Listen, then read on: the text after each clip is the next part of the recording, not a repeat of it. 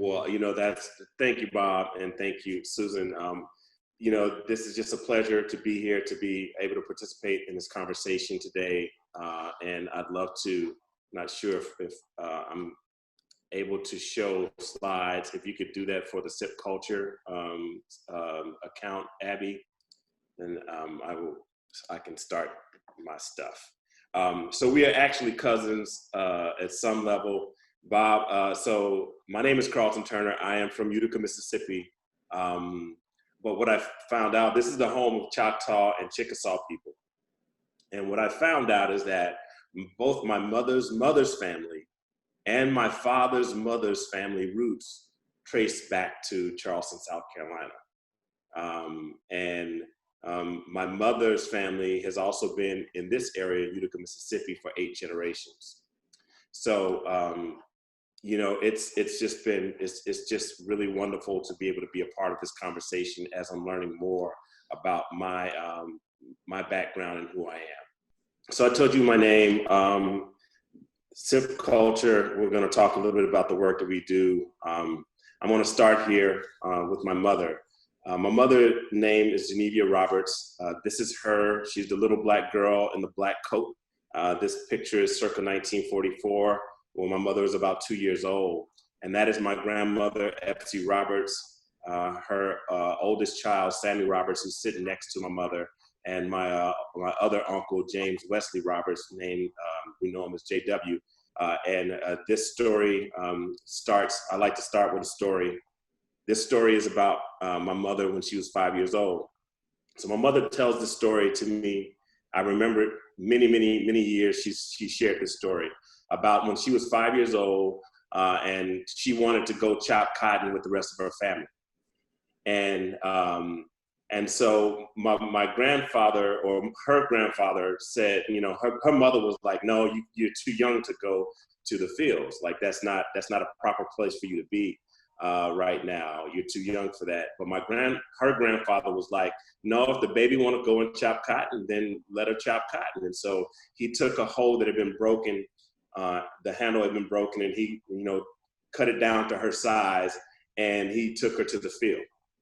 And so, I always say my mother's been working her entire life. She is 70, she'll be 78 this year.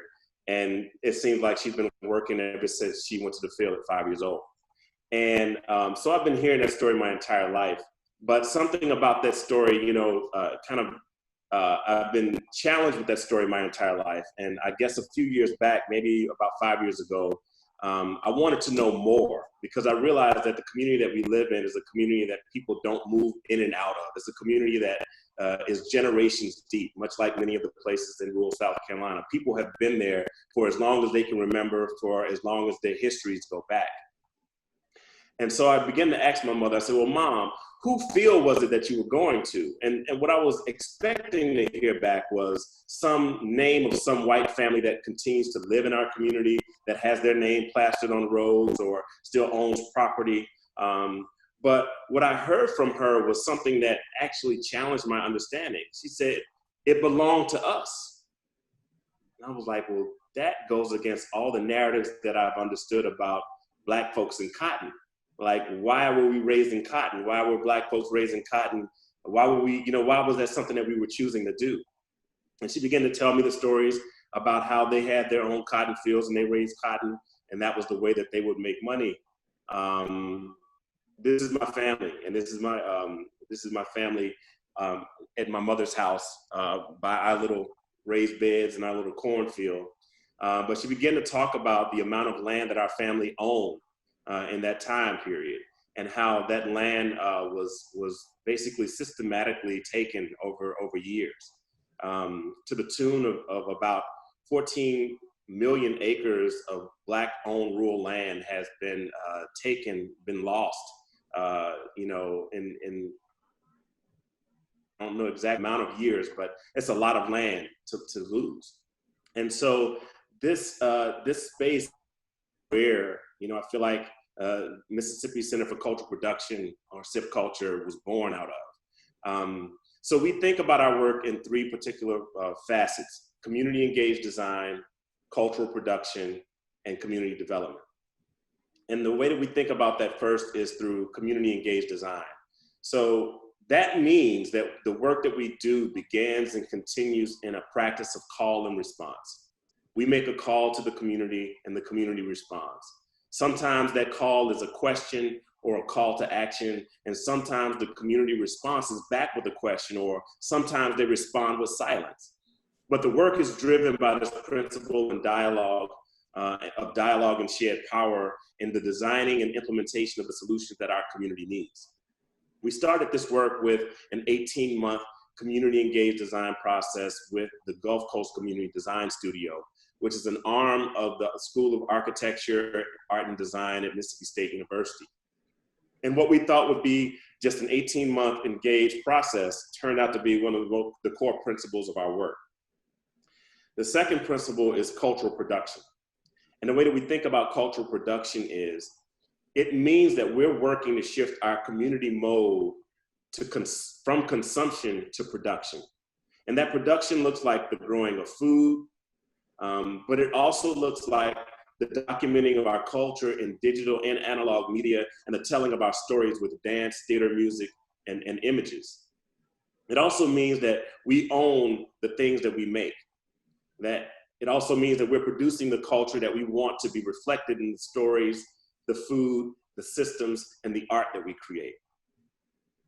The third tenet that we think about is community development. And the way that we think about community development is, it means that we are aware that in order for our community to grow and thrive, we have to have a working economy. And when I talk about economy, it includes money, but it's so much more than money. It includes the systems that make sure we are working to develop agency and understanding, the systems and policy making as a core responsibility that each of us have as a community member back to the community and the community that we're trying to create and give to the future. So in terms of community development, we think about this both as the physical infrastructure as well as the social structure that is being created. For the physical infrastructure, we have three spaces. The first space is the community, the White Oak Artist Residency, which is the space that we were all at for the Rural Generation Summit, as you were talking about earlier, Susan. It's a home that was built in the 1920s on 1.4 acres of land. And that space is where our offices are, but it's also where our artists that come to visit stay. It's where we have our media lab for our community. It's where I'm sitting right now talking to you all. And we've been developing this space out as a community hub. The second space is is a space on Main Street, which is a Main Street cultural hub. And we have yet to develop that space, but we hope that it will be opened up in 2021. And the intent of that space is to be just a meeting space for the community, a place where we can promote healthy, affordable, accessible food, and a place where we can have community gatherings, but also a place where we can provide community broadband access, which is a huge issue. Digital divide is real and ever present in our community in the rural South. And then the third space that we have is 17 acres of green space, which is on the edge of the town center. And it's the place where we look to have outdoor cultural spaces, outdoor amphitheater, an outdoor kitchen pavilion, demonstration gardens, and spaces for activities for young people to learn more about agriculture. So those are the physical spaces that we're talking about when we're talking about community development. But the social spaces and the programmatic spaces are focusing on, one, the young people. So we have, this week would have been the first week of our Digi Culture Lab. So the Digi Culture Lab is a 4-week daily program that goes from 7:30 in the morning to 5:30 in the afternoon and engages students that are in middle school, 6th, 7th, and 8th grade, in learning the fundamentals of agriculture and the fundamentals of media production. So they learn how to use cameras, learn how to do film work, they learn how to edit on computers, but they also learn how to grow seeds and begin to develop a sense of agriculture and farming and developing a relationship with their environment. Our second program is really a more comprehensive focus on agriculture, which is the work that we do in growing food. So we work with Hines Community College in their greenhouse, starting seeds. I think we planted somewhere near 2,000 seeds this fall and the spring to be able to both share small seedlings and starters with our community to propagate our farms here on the property, as well as just give to the community members in need. And that's, we have 12 raised beds on our property here at the Residency house that we've been operating and developing. And those raised beds are about 500 square feet of raised bed space that we have. That's kind of the earlier stages of its development. We also have 2 artist residency programs. The first one is a community artist residency, and just let me back up a little bit. We realize that our work has really 2 phases in terms of the way that we want to work and can work with artists. The first phase is working with artists to support them, just to help them develop their work more in a traditional sense of an art service organization. But the second more important phase is the community artist residency program. And that is the program in which we invite artists to come partner with us to further advance the goals that we have with our community. And the way that we understand that is the work that we're doing is social and cultural in nature. And we want to engage artists that we can trust to be in our community and to work with our community. And the other one is the other program is really about supporting artists. And that is what we call the Rural Performance Production Lab. And we just launched this lab in 2020 with the support of the Mellon Foundation. And we're able to support 6 artists in our first year. And we give them direct funding. We give them support to develop their work, mentorship, consultation, and also up to 3 weeks of residency in our residency house to help advance their artistic projects. And that's a really important project that we just launched that we hope is going to have a long life with us. This next project is, this next program I want to talk about is our research program. So we've been doing research since we started because we want our work to be backed by knowledge and understanding, not just by intuition. We think intuition is important and the place to start, but we need to be able to back up our intuition and the work that we do on impulse with statistics and with actual information that can validate this work in spheres outside of our own. So we're working with the Robert Wood Johnson Foundation Interdisciplinary Research Fellowship in partnership with Imagining America to reimagine food access towards community health and agency in the town of Utica. And this particular research project asks 2 questions. One, what are the agriculture and food history stories and structures of Utica? And then how does the engagement in telling those stories impact our ability to make important decisions about our health and wellness futures? And so that's a really important project for us that we just started as a 3-year research project that will be going through 2022. I wanted to lend more space for questions, so I don't have a lot of more to share other than just our work is supported by Art Place America, the Mellon Foundation, the Ford Foundation, the Robert Wood Johnson Foundation, and the Gulf Coast Community Design Studio, as well as being housed within the Clinton Community Christian Corporation as our fiscal agent. So we've been really working hard to make this work, to build a strong foundation for this work over the course of the first 3 years, and we're really excited about where we're going. As I promised Susan, I would put in a few slides from the Rural Generation Summit that was held here last May. We had about 250 people show up on our property in a house that was still wasn't finished. We still didn't have the AC on, but we were able to invite the community out. And I think we had about 250 people that came down and had dinner with us and toured the community. And we're really grateful to have that.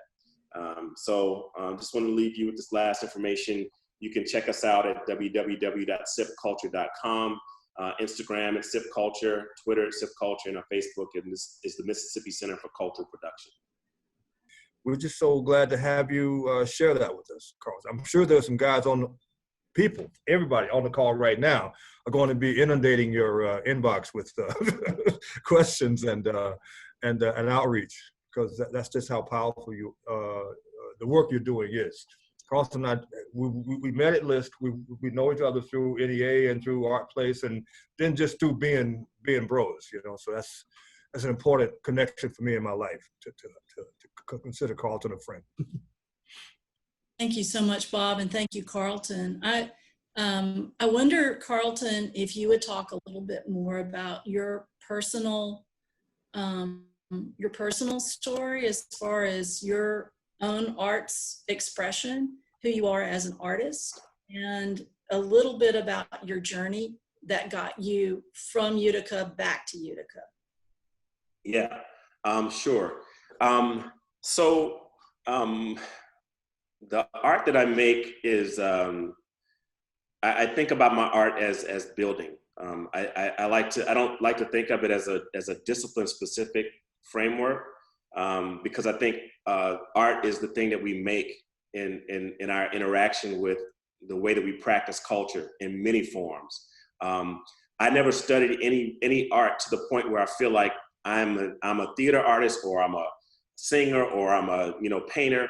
I just do whatever I'm inclined to do with a creative and imaginative spirit that is in support of my ultimate goal, which is about the transformation of my community and the change in the material conditions of people of color, specifically Black people in the rural South. So with that being said, the way that has shown itself mostly in my lifetime is through music and through writing. As I was saying, my family has been in this community for 8 generations. My mother was born here, her mother was born here, her mother's mother was born here, and all the way back to my great grandmother, who I can trace back to parts of Alabama and South Carolina. But my father was actually from Harlem. My father was born and raised in Harlem, and his mother was from South Carolina, and his grandmother was also from South Carolina. And so when my father moved to Mississippi in 1977, I was 2 years old. So I was born in Mount Vernon, New York. But my mother had left Mississippi and moved to New York during the Great Migration. My father actually asked that we move back to the South. And the moment he put the word out there, my grandmother, who lived here in Utica, found some property.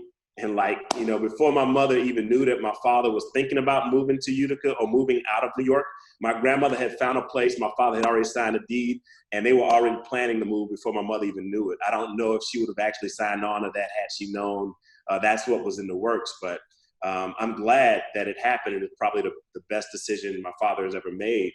Was to get us out of the city before the 80s crack epidemic, before the gang wars, before all of those things began to really change the dynamics in our community. I'm blessed to be raised in Mississippi, and I consider myself a Mississippian through and through. That being said, my father was the artistic force in our home. So he was a singer. His father was played in the band, was a saxophone player in Harlem. And so my father brought all of his jazz records and all of his creativity that was influenced by the Harlem Renaissance to Mississippi. And so we were inundated with Southern music, with gospel on Sundays, with blues on Friday night. But Saturday morning was all about my father sitting us in front of the record player and making us listen to jazz all day. And so you had this very wide palette of cultural influences that were shaping us into the creative spirits that we would become. So my brother and I together, we played a band, we sang in the choir, we did all these things. My brother ended up becoming a music performance major, a trumpet player who is extremely talented composer and arranger. And I went to school to study English. And so we got together and pulled those talents together and formed a band called Mugabe. And Mugabe stands for Men Under Guidance Acting Before Early Extinction. And in 1996, we started that group and toured the country for about 15 years, working in communities all across the country and performing our music. But more importantly, gathering and developing a sense of how to enter and exit community with grace, with humility, and with reverence to the histories that exist in that community, with the bodies that have to be in that community after we leave. And so our work was always about trying to foster understanding, create relationships, and build our ability to strengthen the work that we do nationally and the work that we do back home by building a national network of relationships. So that led us to learning about an organization called Ultimate Roots. And Ultimate Roots was founded at the Highlander Research and Education Center in 1976.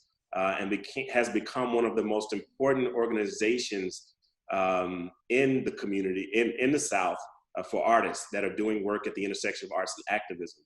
And we were introduced to that organization in 2001.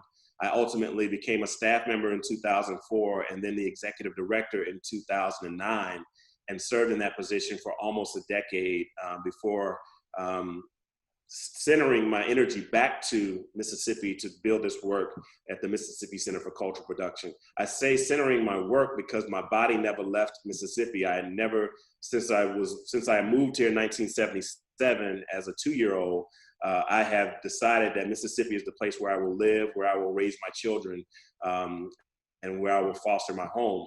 And so I never left, even all the years I worked for Alternate Roots and all the years my brother and I traveled around the country. My home has always been in Utica, Mississippi. And so when people think that a lot of people thought that I had moved all the time. They'd be like, oh, I thought you moved to Atlanta, or I thought you moved to New York, because I would be on the road all the time. And so even coming back to do this work in Utica, it was in many ways a return home, because all of my work had been facing outward to communities that were not the community that I lived in. And so for the first time in my life, my work is focused and centered in the community that has raised me and created me. Thank you so much. Thank you so much. We talk a lot about, Carlton, with our Mavens, about how we tell our own stories of place and who we are.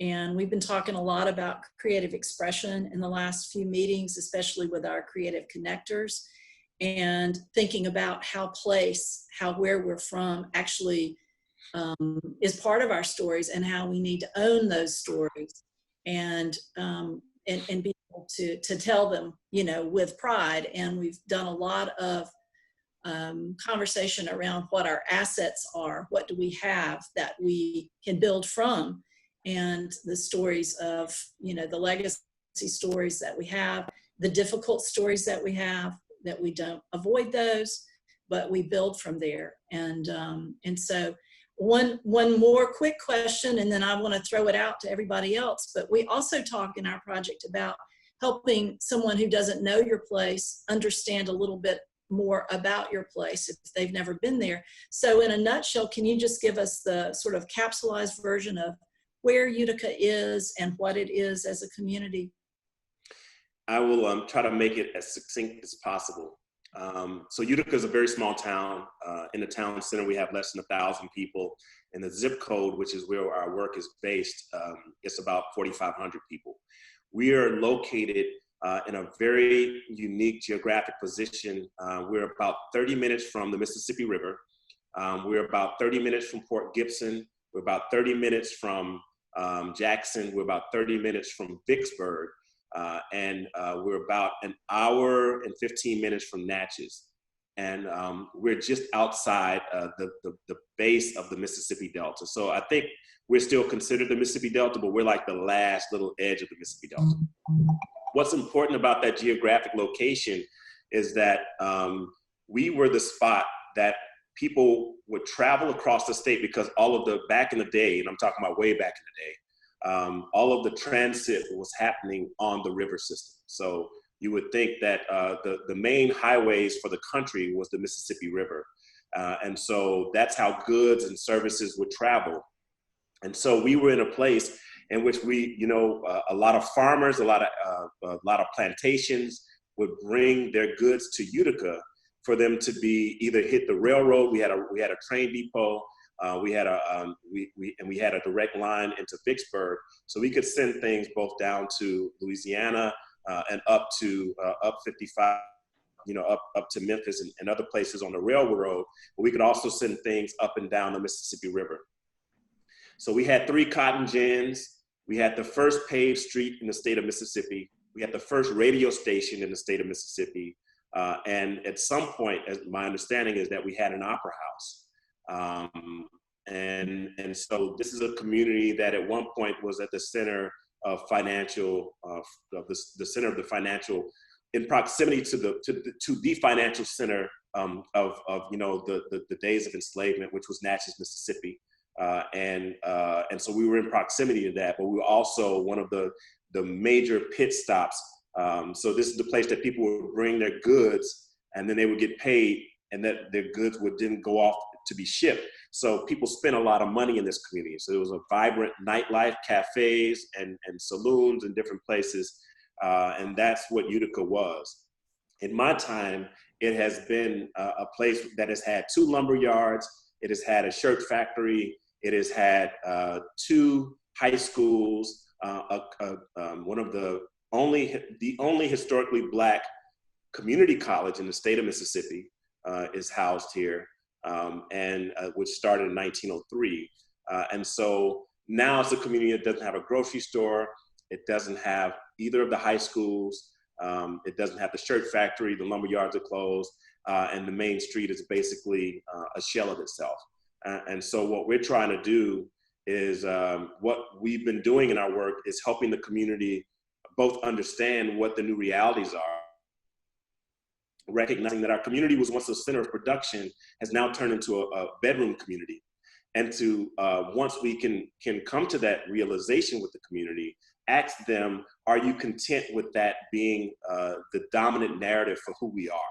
And if not, what is the narrative that we want to shape? And how do we craft that if we're looking at a generational change and transformation? If we're imagining what we want to be, what is the 20-year plan that we can begin to put in place to get there? Wow, thank you so much. I'm wondering if any of our mavens or creative connectors or advisors have a thought about what they've heard as relates to their own community. Yvette? Yeah, I'm sorry, Ashley's not here to help me, so I'll be waving my hands, and I don't have anyone to tell me what happened to your community college. Great question. So the community college is still here. However, in the 1980s, the early 80s, it was basically financially, it couldn't continue to support itself, so it was taken over by a larger community college system, which is the Hines Community College system. And in that moment, it ceased to be it ceased to be a Black-owned and operated institution. It then became an institution that was a branch of a larger white-led and white-owned institution that had already had six campuses. So what has been happening over the course of the last 30 years is that they've been gently erasing the historically Black identity of the school, replacing images, replacing history, replacing monuments with things that represent the larger white institution, and have dismantled the identity of its origin. And with that, you dismantle the history that my mother went to that school when it was still Black. She graduated from the high school and from the junior college. Most anybody who came from this area at that time came through what was considered the Utica Normal Institute, then later became Utica College, later became Utica Junior College. And it has this history that basically birthed so many of the Black teachers and educators and engineers and agriculturalists in our community, but that history is being erased because of this, that inclusion into, or the whitewashing of the history of that institution with the historically white institution. So it's still there, and it's still predominantly young people that come from Black and poor communities. Gotcha. And most faculty are Black people, but the administrative framework is white, and they treat it as if they don't, they told them this year that no more could they use the old logos. They have to only use the logos that are used at the main campus, and all these other things that are erasing the legacy. Please understand, I'm at Denmark Technical College, and we had one of your professors be on our accreditation team, and we exchanged stories. What has happened to Utica is now trying to happen, and we thank the Arts Commission for being a part of keeping Denmark Tech. But we would love to partner with you on trying to salvage some of your HBCU status. Please let us know. Bob knows how to get in touch with me, and I will be in touch with you, because it is a story, a parallel, hopefully not a parallel story to tell. So thank you so much for sharing. Thank you.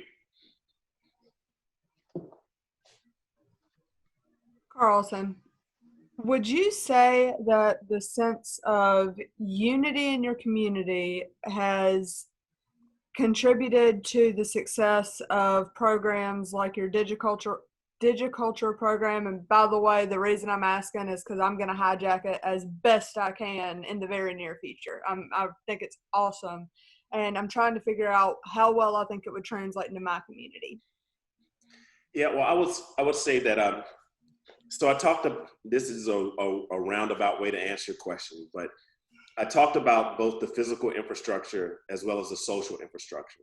Mm-hmm. And what I think is really important is that when we lose institutions, when we lose businesses in rural communities, those businesses hold the social fabric of the community. When you go into the general store to look for that small nut that you can't find anywhere, but you've got to get it because it's the only thing that's going to fix that you got to, whatever the thing is with, you run into that conversation with the person who owns the store, who also lives down the road, who tells you the conversation they had with the last 15 customers that came through there. You run into Mrs. Johnson at the grocery store and you have that conversation. You don't have to wait for a play date or a social gathering. It is in the interaction of the way that relationships are built. It is the economy of the community. So those social spaces, once they're lost, and they don't have, there's no to hold that space. The only social spaces we have now in the community that are consistent are the churches. And we know that in Mississippi, Sunday mornings are the most segregated hour of the week. That means that the only places where people are discussing the future of the community are in spaces that are separated by religious ideology. So no longer are people talking across lines and discussing the outcomes or the future of the community. They're only happening in these pockets. So when we think about community unity, we first have to rebuild some of the social fabric so that community can have proper methods of communication that work for rural communities. So the internet and Facebook isn't the place that is going to bring about change in our community. The only way that that change will be brought about is that people have the space to engage each other on a person-to-person basis. The work that we've been doing is to try to help mend those spaces for social structure to be rebuilt. So that's why we're really focusing on physical spaces that people can gather, that they can use, that we can use to bring people through and around so that they're engaging with each other on by accident, but by design. Mm-hmm. So the Digi Culture Lab is a space in which we're working with young people, 6th, 7th, and 8th graders, because after 8th grade, students get bused to the high school that is 16 miles away because both of our high schools have been closed. So after 8th grade, our young people spend the majority of their year outside of their community. Think about that.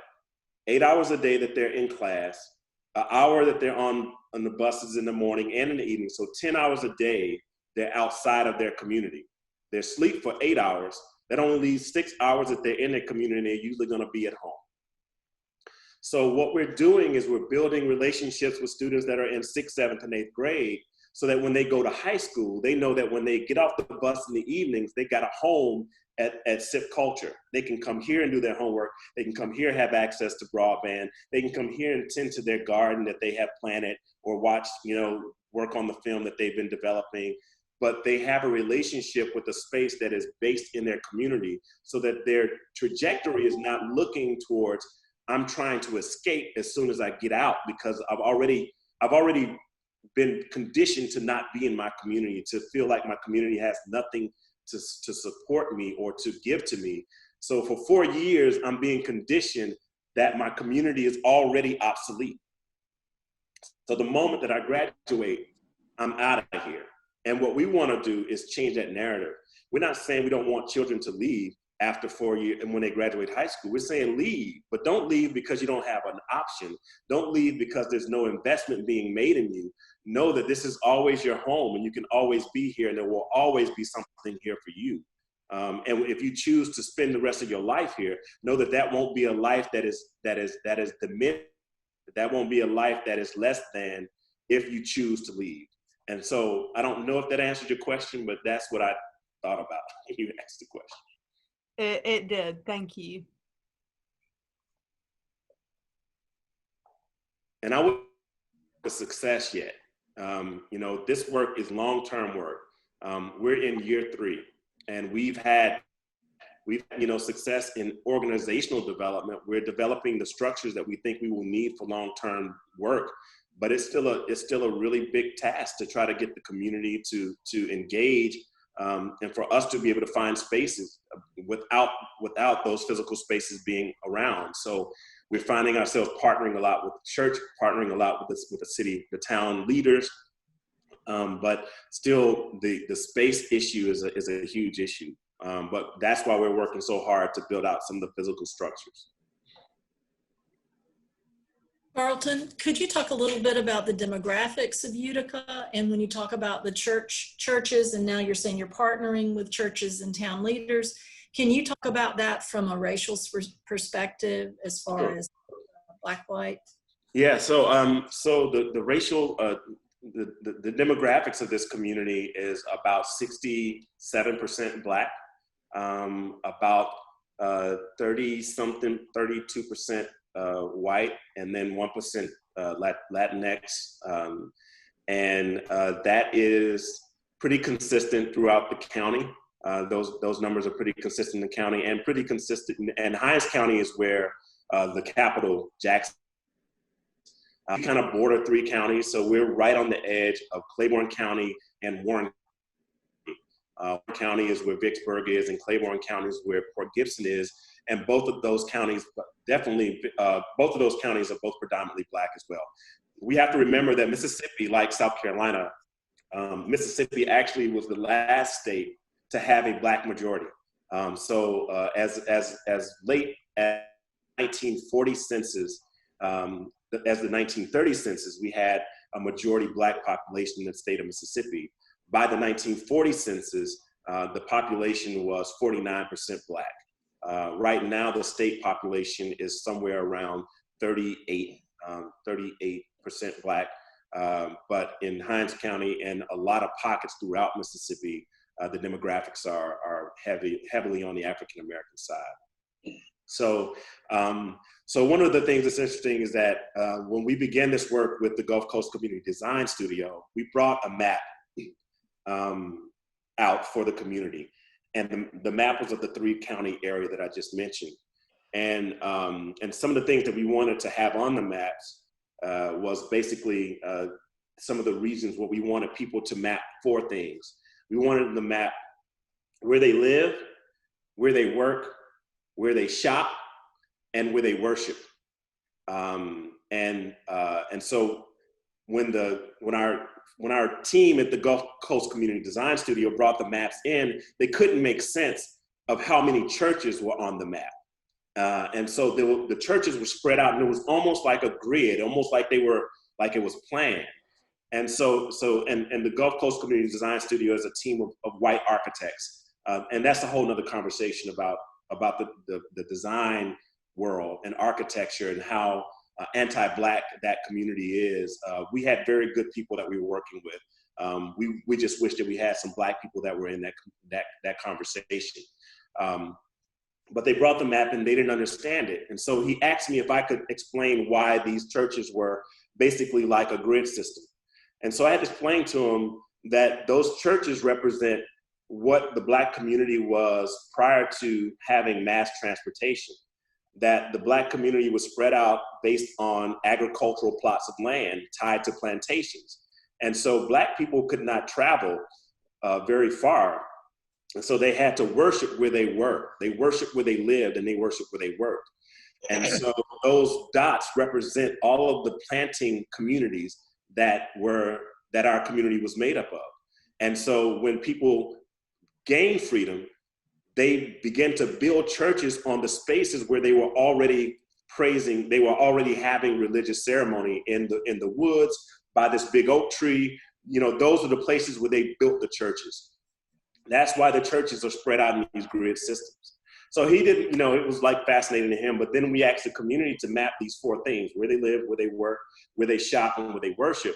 And what we realized, and what the community realized, I think we already knew, was that what they ended up mapping out on a grid was basically all of these points that went out. They did everything but slept outside of the community. And that's when we were able to uplift a conversation about how do we shift? How do we shift? What is the story? What is that story? What is the story of development, or whatever you call undevelopment, or the reverse of development? What is the story of you know, I don't know what the word would be, that has taken place over the course of the last years, that all of those things which we used to do in this community, we no longer are able to do, and we don't do. And that helped us reach the community and not being content with just being a bedroom space.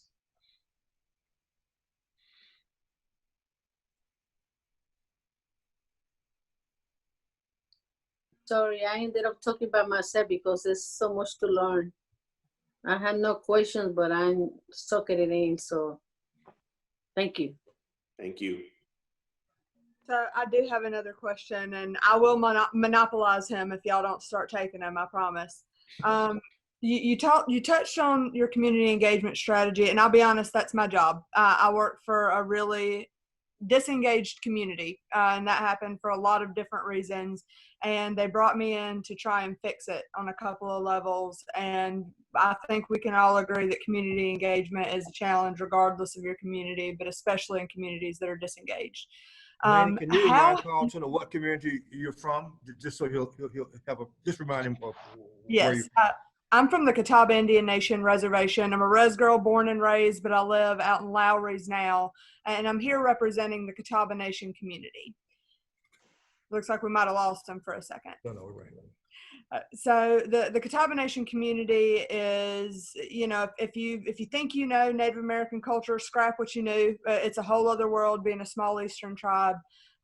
So describing our community is challenging, but we faced a lot of the same kind of socioeconomic disparities that cause communities to become disengaged and lead to things like digital divides, right? So engagement is a particular challenge, especially when you're talking about, you know, I will go back to Digi Culture because it actually merges 2 departments in my division that I'm really passionate about. You know, something like that is a new concept. You're not going to find that in a lot of different places, but we can all agree the good it can do when you do merge those concepts into, you know, one cohesive program. How have you reached out to people that are hard to reach out to explain something that's hard to understand and make it work? So I think, again, this work has been community engaged design. Mm-hmm. that means that we're not getting out in front of the community. We didn't bring the community a plan. What we brought the community was a process.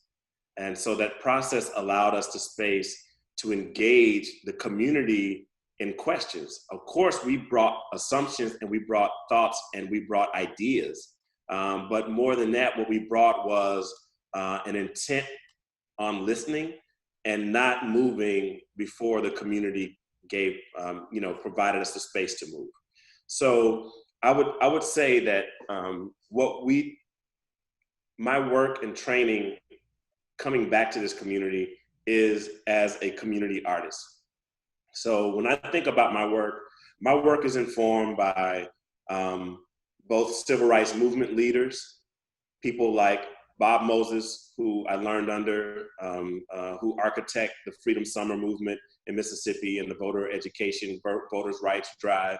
I worked under people like Hollis Watkins, Hollis Muhammad, who was one of the, early, he was early SNCC movement here in Mississippi, learned, from Ella Baker, these people who were people that I had the privilege of learning from and witnessing their work in practice.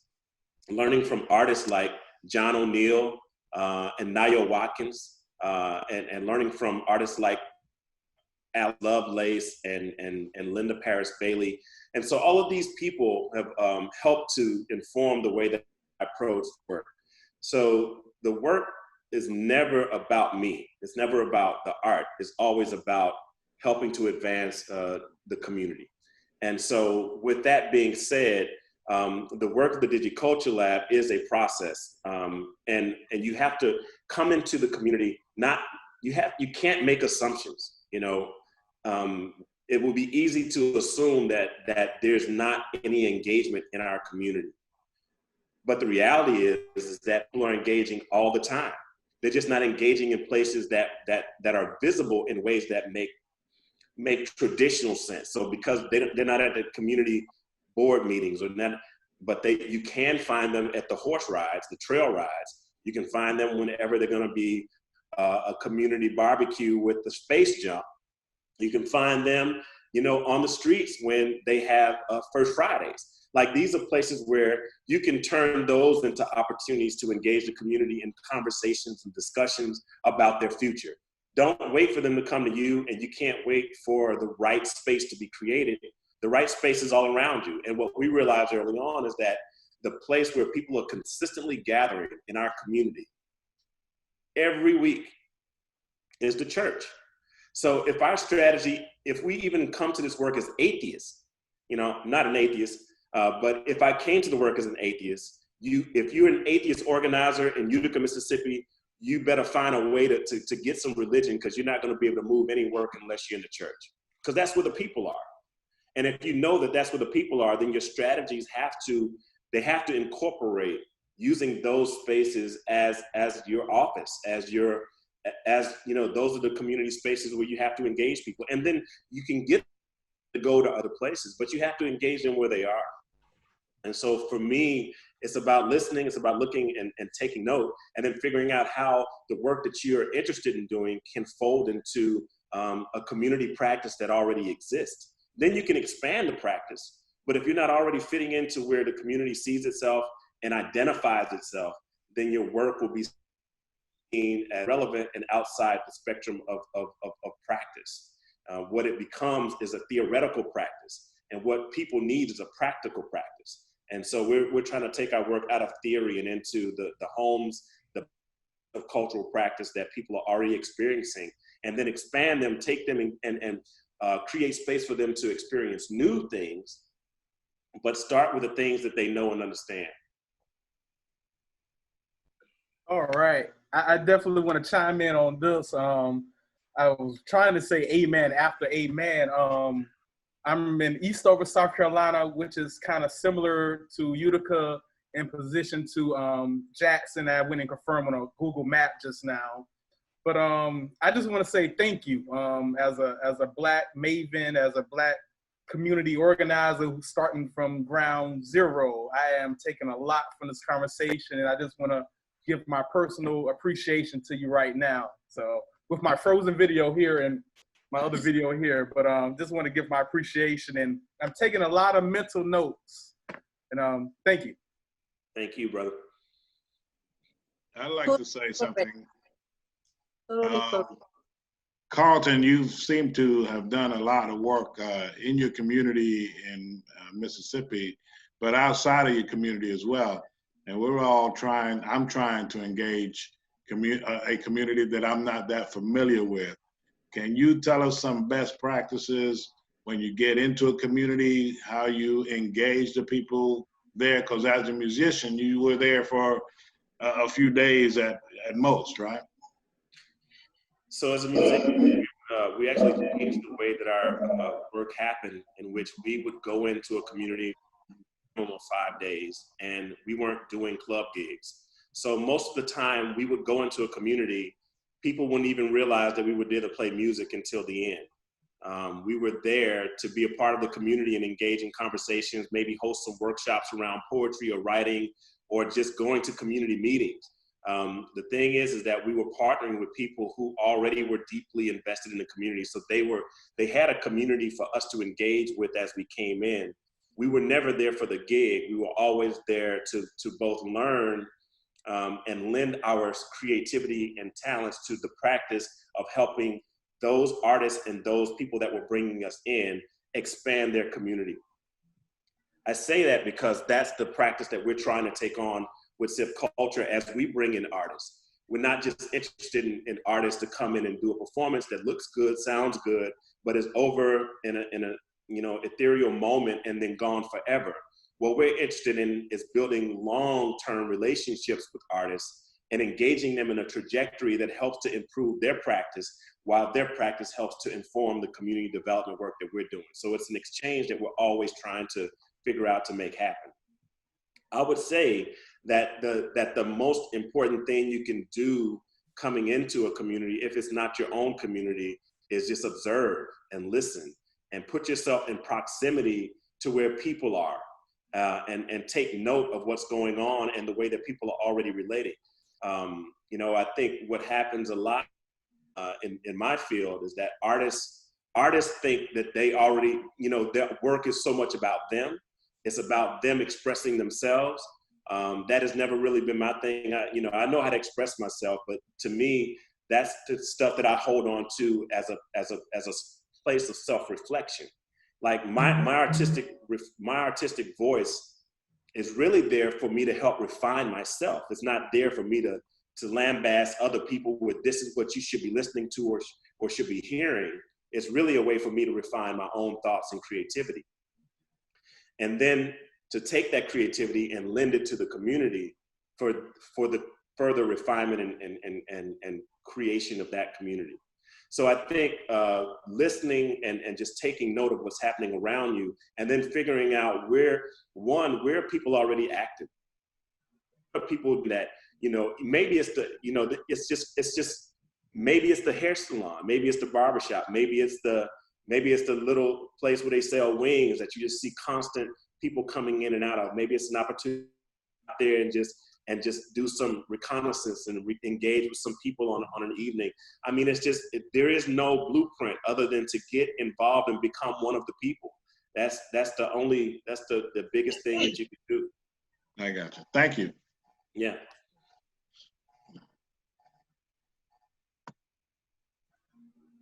So I just want to express how you got me with this subject.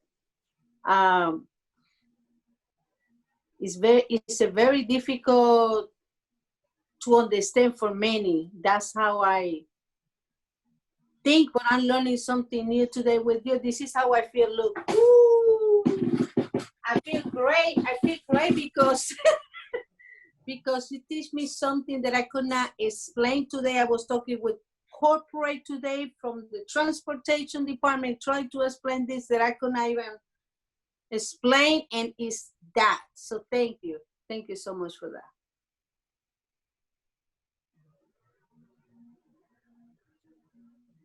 Thank you, Lydia. I just would say I was also reminded, Carlton, as you were talking about the similar approach that Marcus Tracy, who's on the call, had when he came to Blackville and to Estill. And I think one of the key ingredients, in addition to the approach that he had, is very similar to what you discussed, was that he didn't come for a week.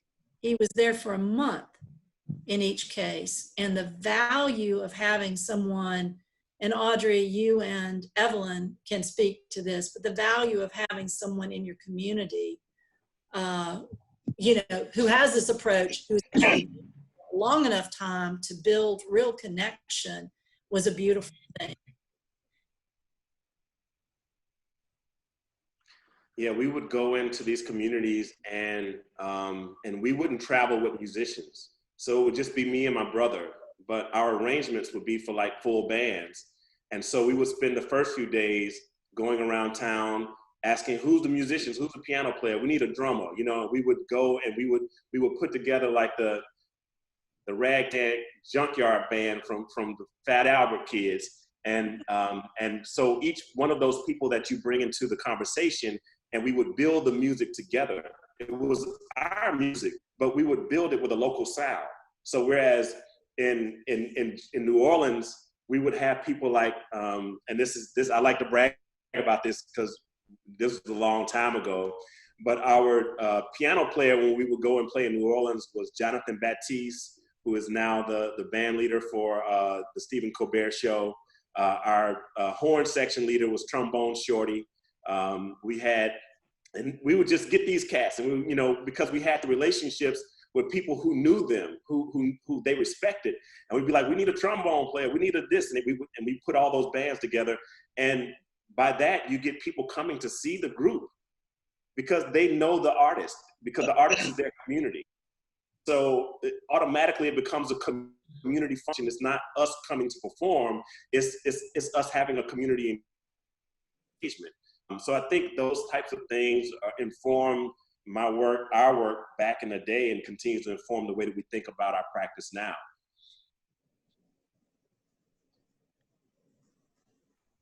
Thank you. Any other comments or thoughts as we start to wrap up? Woo! I know had one. Evelyn and Marcus, like you say, can relate to this long-term engagement.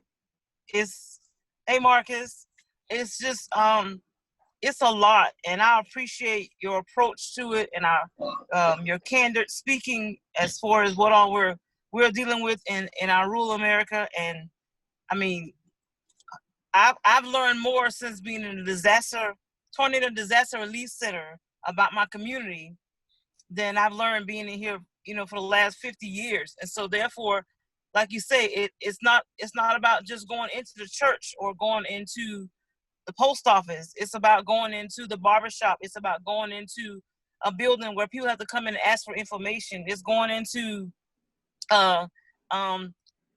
municipal buildings saying, we need your help. I need you to tell me, who your friends are, who can reach out to get some assistance in these different programs. And so therefore you build, like you say, you building a relationship with people from not just next door, but people in your community that's been there all along, and they have friends, and their friends have friends. And so therefore, I'm just grateful because on last week, I got a call from the Michael Bloomberg Foundation in New York City.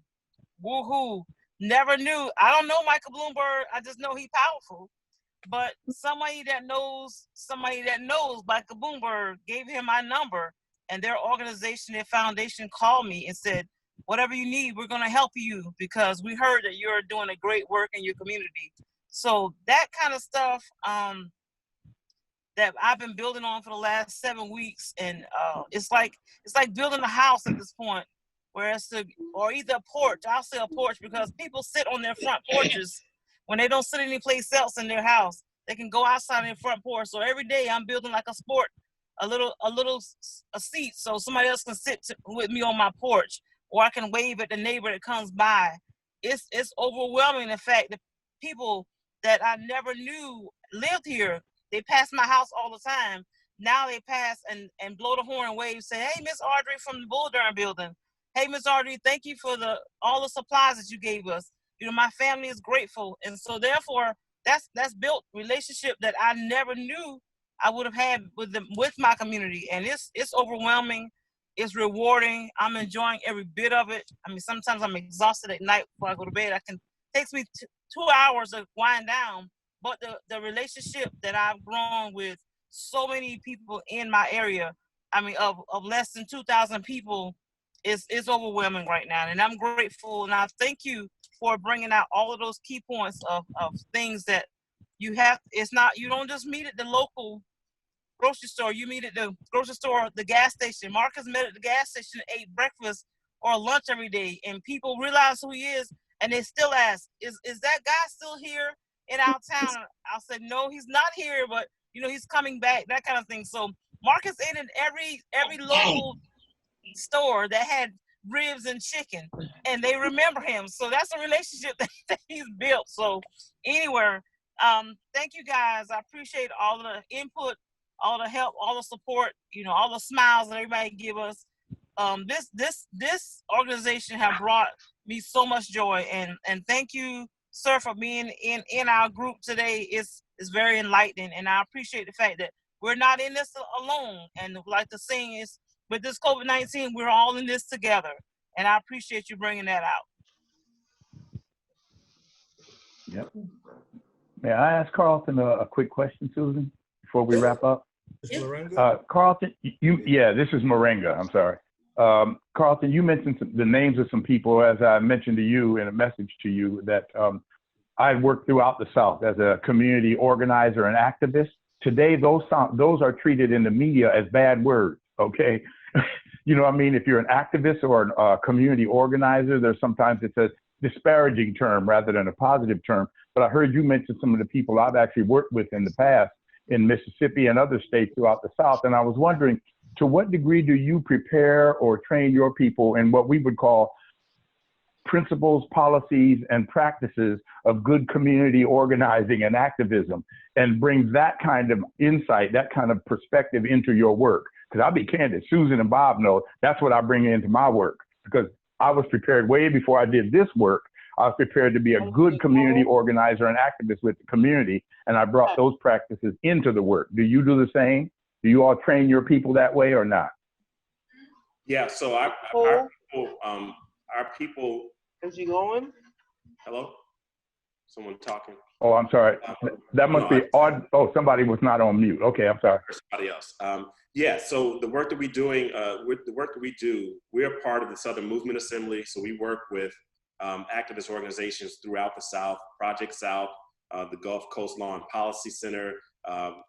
Over in Durham, we've got the folks over at Spirit House. We work with organizations all across the South. Highlander Research and Education Center. Our work is grounded in organizing. It's grounded in movement building. We work with as our work, we are part of the National Black Food and Justice Alliance, which is about Black land and liberation around food sovereignty and food issues across Black America in the South, and land issues. Yeah, I mean, that's the work that we do. We don't consider ourselves as much an arts organization as we consider ourselves a cultural organization that is looking to influence the culture of a people. And so that's really important for us to be grounded in practices that allow for the liberation of our community. I have a quick question. Thanks and respect. Yeah. Carlton, could you talk a little bit about who we is? You have lots of wonderful funders and partners. Who is on the ground in Utica helping you do this work? So we have a full-time staff of 4. My wife is a co-founder of the organization. She and I work together. We have another staff member that works communications and works administrative work, and is just a really great representative with the community because they're younger and they know more people in the community than a different generation of people than we do. We have a farm manager that manages the properties that we have. And then we have a community advisory group that we work with that helps to advance the research project that we're doing.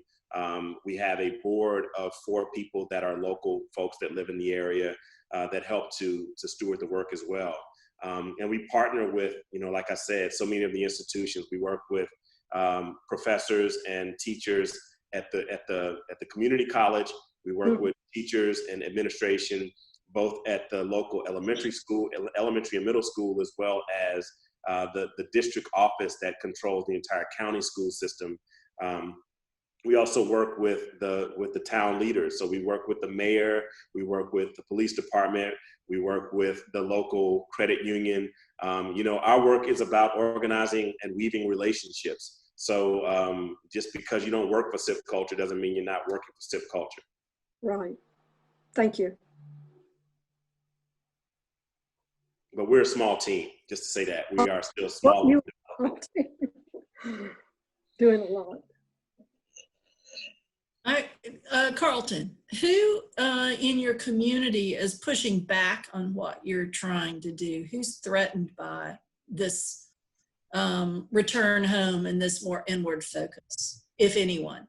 Yeah, I think there's definitely people who don't, I think there's a contingent of people who think that this is for Black people, that the work that we're doing is specifically and exclusively for Black people, and it's not. It is definitely centering Black leadership and centering the issues of the Black community, but it's not an exclusive or organization that is looking to exclude other people. So I think that there's definitely a portion of the community that doesn't see this as work that they should be interested in, and there's still that deep-seated, not just racism, because racism is an individual sport, but the systemic issues of people controlling resources and power. And just to be more clear about that and get out of the cryptic talk, the buildings on Main Street, there's about let's say 15 buildings. I don't know exactly how many there are. There's somewhere around a dozen viable buildings in and around the Main Street area.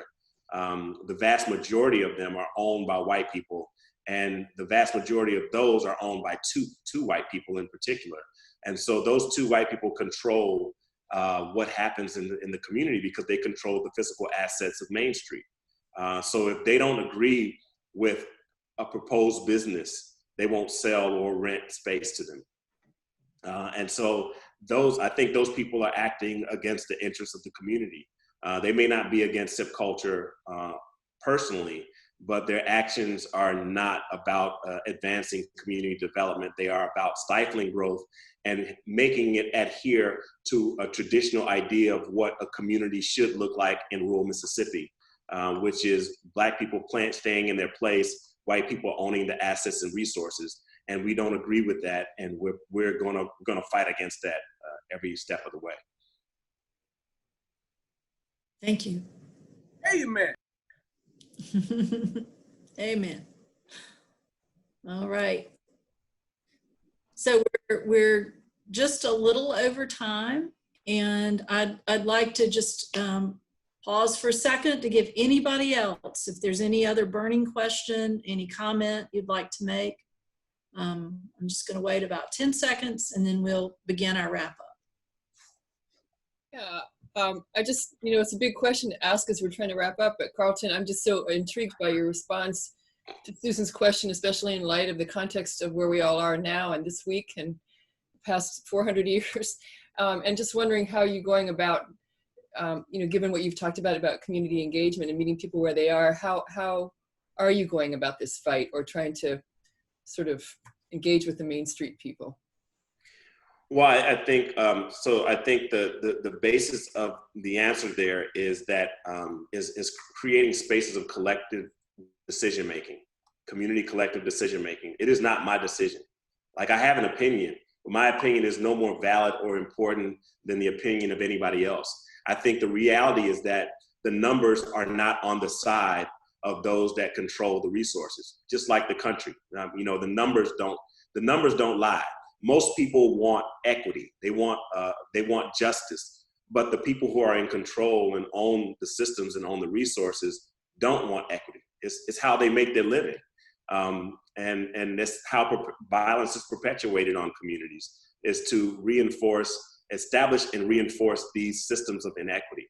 And so I think it's about putting the power in the hands of the community to decide what type of life they want to live, what type of community culture they want to be a part of, and how they want to perpetuate that.